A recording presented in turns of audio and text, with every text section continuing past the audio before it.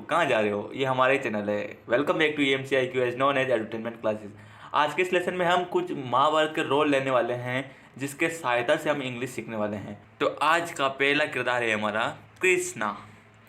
Okay, तो कृष्णा के लिए हम बोल सकते हैं, देखो जो कृष्णा थे वो सबसे अच्छे मार्गदर्शक थे, साथ ही चार्मिंग थे, मनोहर, और एक श्रूड एंड क्लेवर यानी कि चतुर थे। ठीक है, इन्हीं की चतुराई से महाभारत में पांडवों ने विजय हासिल की और साथ ही इन्हीं के कारण और संसार चल रहा है और इन्हीं के कारण सब कुछ है।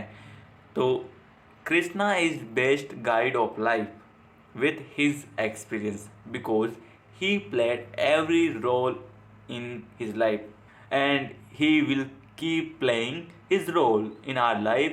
Okay guys, कृष्णा का रोल है वो ख़त्म ही नहीं होगा। मैं अगर स्टार्ट करूँगा तो ख़त्म ही नहीं होगा। ठीक है, नेक्स्ट हम देखते हैं युधिष्ठिर। सो गाइज, अगर आपने महाभारत देखी होगी तो युधिष्ठिर का रोल तो आपको पक्का याद ही होगा, क्योंकि युधिष्ठिर को ही हम धर्मराज कहते हैं, यानी कि धर्म के राजा, यानी सभी धर्मों को जानने वाले। इनको सभी धर्म पता थे और साथ ही ये कभी झूठ नहीं बोलते थे। कभी कभी किसी के लिए अगर हमने झूठ बोल दिया तो अच्छा है। तो उसी कारण क्या हुआ, due to stick in the promise, यानी कि वचन में बंधे होने के कारण ही ग्लैम्ड हीज ब्रदर्स एंड वाइफ, यानी कि इन्होंने अपने भाइयों को और अपनी पत्नी को दाव पर लगा दिया। युद्ध सभा हुई थी उस समय, अपने वचन में बंधे होने के कारण इन्होंने क्या किया, दाव पर लगा दिया। ठीक है, तो इस कंडीशन में आपको भी लाइफ से यही सीखना चाहिए। नेक्स्ट हम देखते हैं भीम। आप सभी को भीम के बारे में तो सबसे ज़्यादा पता होगा, क्योंकि जो भीम था वो काफ़ी नटखट था, काफ़ी स्ट्रॉन्ग मैन था। ठीक है, और आप सभी को पता है वो कितना खाता था, कितना पीता था। तो एक तो स्ट्रॉन्ग मैन तो था ही, आप सभी को पता है, क्योंकि उसने 10 हाथियों का दूध पिया था। बाहुबली बनाए हैं, स्ट्रॉन्ग मैन यानी बाहुबली, और शक्तिशाली भी बोल सकते हो। इन गवर्नमेंट यानी होता है पेटू। पेटू यानी कि जो ज़्यादा खाता है। ठीक है, तो इसके लिए एक सेंटेंस बोल सकते हैं, भीम इज़ ए गवर्नमेंट, यानी कि भीम पेटू है because he eats like a horse, यानी कि एक घोड़े के भांति खाता है।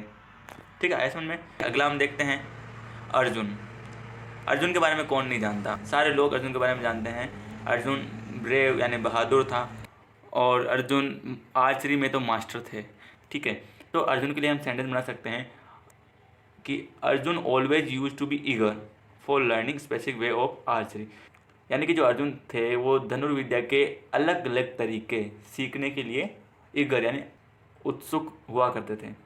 इसीलिए को जो पिट his personality of living life fascinates us for learning, इसीलिए जो इनकी पर्सनालिटी है, जीवन जीने की जो पर्सनालिटी थी, अभी भी क्या करती है, फैसिनेट्स करती है। ठीक है, तो ध्यान रखिए। तो ईगर यानी क्या होता है, उत्सुक, और साथ ही फैसिनेट का पता ही होगा, प्रोत्साहन देना, इनडायरेक्टली आकर्षित करना। अगला है नकुल सहदेव। ओके, इनकी भी अपनी एक इम्पोर्टेंस थी। नकुल जो थे वो तलवारबाजी में काफ़ी कुशल थे, उनकी जो तलवारबाजी थी काफ़ी अच्छी थी। और साथ में जो सहदेव थे वो एक तरह से एस्ट्रोलॉजर थे, उनको पूर्वाभास होता था, आप सभी को पता ही है। तो जो उनके लिए जो सेंटेंस है, पहला जो सेंटेंस है वो है सहदेव के लिए कि Sahdev feels for shadowing of future situation, यानी कि जो सहदेव हैं वो फ्यूचर के जो पूर्वाभास होता है उनको फील करते हैं। ठीक है, और अगला जो है Nakul was skilled in fencing, यानी कि नकुल जो थे वो तलवारबाजी में कुशल थे, स्किल्ड थे। ठीक है, तो आज मैंने सारे पांडव यानी पांचों पांडवों के बारे में और साथ ही मैंने कृष्णा के बारे में भी आपको बताया। तो आज की वोकैबुलरी के लिए ये काफ़ी है, और नेक्स्ट वीडियो में हम आगे के रोल देखेंगे और साथ ही नए नए वर्ड सीखेंगे। Till then bye bye, thank you for watching this video and do not forget to subscribe our channel and press the bell icon.